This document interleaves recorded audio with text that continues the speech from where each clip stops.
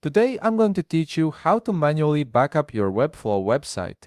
This is essential for preserving your work and ensuring you can revert to previous versions if needed. Let's get started. First, open your web browser and navigate to webflow.com. Once the page loads, log in using your credentials. This will take you directly to your Webflow dashboard where all your projects are displayed. Now, in your dashboard, you'll see all the websites you've created or have access to. Hover your mouse over the site you want to backup. When you do this, you'll notice a three dotted lines icon appears. Click on this icon to reveal a drop-down menu with several options. From this menu, select Settings. This will open up the configuration area for that specific website. Once you're in the settings, direct your attention to the left panel where you'll find various menu options for managing your site. Look for the option labeled Backups and click on it.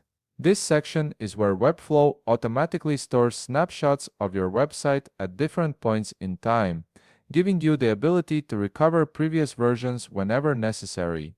In the Backups section, you'll see a list of all available backups for your website.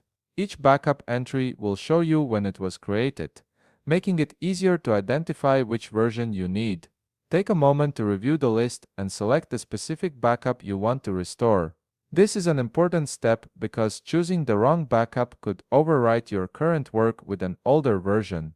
After selecting your desired backup, you'll see a button labeled Restore. Click on this button to initiate the restoration process.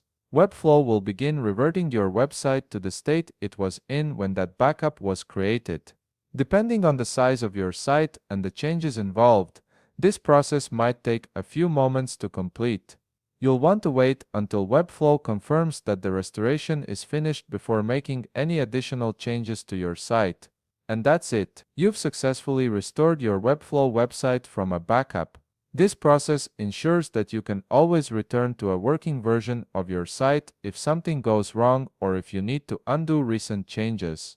If you found this video helpful, please leave a like, subscribe, and see you in the next video.